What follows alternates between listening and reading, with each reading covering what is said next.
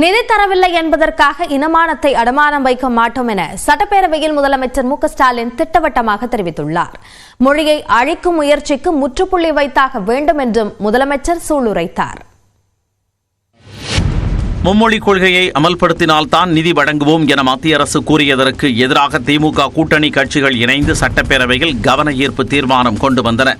இதற்கு பதிலளித்து பேசிய முதலமைச்சர் மு க ஸ்டாலின், தமிழ்நாட்டில் இருமொழி கொள்கை என்பதிலும் அவை தமிழும் ஆங்கிலம்தான் என்பதிலும் எப்பொழுதும் எந்த மாற்றமும் இல்லை என உறுதிபட தெரிவித்தார். இது பண பிரச்சனை அல்ல, நம் இன பிரச்சனை. அவர்கள் நிதி தரவில்லை என்பதற்காக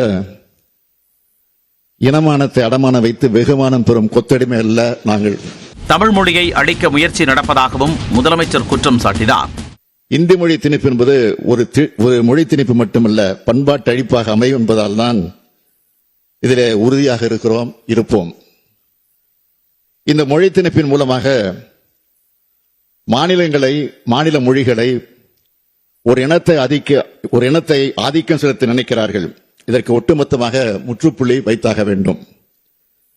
மாநிலங்களை தங்களது கொத்தடிமை பகுதிகளாக நினைப்பதால் தான் இதுபோன்ற மொழி திணிப்புகளும் நிதி அநீதிகளும் செய்கிறார்கள்.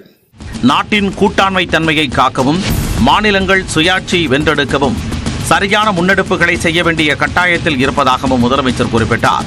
இந்த தீர்மானம் மீதான விவாதத்தை பாஜக புறக்கணித்தது. எனினும் சட்டப்பேரவையில் உள்ள மற்ற அனைத்து கட்சிகளின் ஆதரவுடன் ஒருமனதாக தீர்மானம் நிறைவேறியது.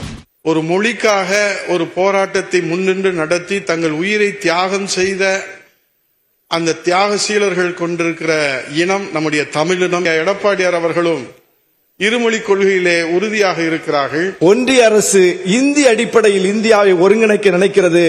இந்தியை திணித்தால் இந்தியா ஒருங்கிணையாது. அது இந்தியாவை இவர்களே பிளவுபடுத்துகிற ஒரு அரசியல். அந்த அரசியலைத்தான் தொடர்ந்து செய்கிறார்கள். மத்திய நடுவண் அரசு திணிக்க கூடாது என்பதில் அரசு உறுதியாக இருக்கிறது. ஆகவே தமிழக அரசினுடைய உறுதித்தன்மைக்கு முதலமைச்சர் அவர்கள் எடுத்திருக்கிற நிலைப்பாட்டுக்கு பாட்டாளி மக்கள் கட்சி மொழிக் கொள்கையில் உறுதியாக இருக்கும். மொழி மீதும் அதே போல மாநில உரிமைகள் மீதும் கூட்டாட்சியையும் தகர்த்து வருகின்ற ஒன்றிய அரசுக்கு எதிராக முதலமைச்சர் எடுக்கின்ற அனைத்து நடவடிக்கைகளுக்கும் இந்திய கம்யூனிஸ்ட் கட்சி உறுதியாக நிற்கும் என்பதை தெரிவித்துக் கொள்கிறேன். ஒற்றை கலாச்சாரம், ஒற்றை நடைமுறையை இந்தியாவிலே திணிப்பதற்கு முயற்சி செய்கிறார்கள். 22 மொழியில படிக்கலாங்கிறது இது ஒரு ஏமாற்று வேலை. இந்தியாவில் எந்த மாநிலத்திலும் 3 மொழி கொள்கை இல்ல. 3 மொழி கொள்கை மற்ற மாநிலத்தில் இல்லாத தமிழ்நாட்டுக்கு மட்டும். இந்நிலையில் மும்மொழி கொள்கையை இந்தி திணிப்பு என சட்டப்பேரவையில் முதலமைச்சர் மீண்டும் திரித்து கூறியிருப்பதாக பாஜக மாநில தலைவர் அண்ணாமலை தெரிவித்துள்ளார். இது தொடர்பாக எக்ஸ் தளத்தில் பதிவிட்டுள்ள அவர், பள்ளி கல்வித்துறை மானிய கோரிக்கையில் சமஸ்கிருத மொழி வளர்ச்சிக்கு கடந்த நிதியாண்டில் 11 கோடி ரூபாய் செலவிடப்பட்டுள்ளதாகவும் 2025-26 நிதியாண்டிற்கு 10 கோடி ரூபாய் ஒதுக்கப்பட்டுள்ளதாகவும் தெரிவிக்கப்பட்டுள்ளதாக கூறியுள்ளார்.